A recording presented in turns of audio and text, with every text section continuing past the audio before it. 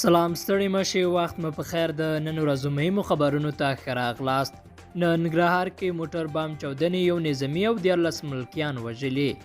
د ننګرهار ولایت سیمه چرواکي وایي چې نن غرمه شاوخوا 12 بجې او 20 دقیقې د ننګرهار ولایت شینوار ولسوالۍ مقام ته څیرمه شوي موټر بام چاودنې یو سرتیری او 14 ملکیان وژلي دي.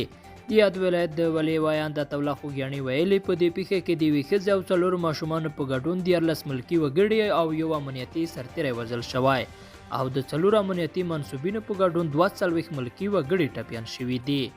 ولسمشر غني وایي که سوله راشي طالبانو ته هم حکومت کې کری فرصتونه برابریږي. ولسمشر غني پکتیکا ولایت د سفر په ترڅ کې په یاد ولایت کې وی غونډې ته په خبرو کې ویلي که چیرته د سولې خبرې په بریالیتوب پای ته ورسیږي نو طالبانو ته به هم په دولتي ادارو کې د کار زمینه برابره شي.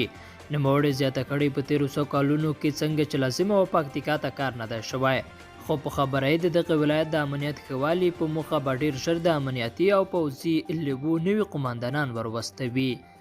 او وروستی لاند خبر ده چې پخواني ولسمشر حامد کرزي د ملي مصالحې د عالي شورا له رئیس عبدالله سره په نننۍ کتنه کې پاکستان ته د نوموړي د وروستي سفر او قطر کې د سولې روانو بین الافغاني مذاکراتو په تړاو بحث او خبرې کړې دي.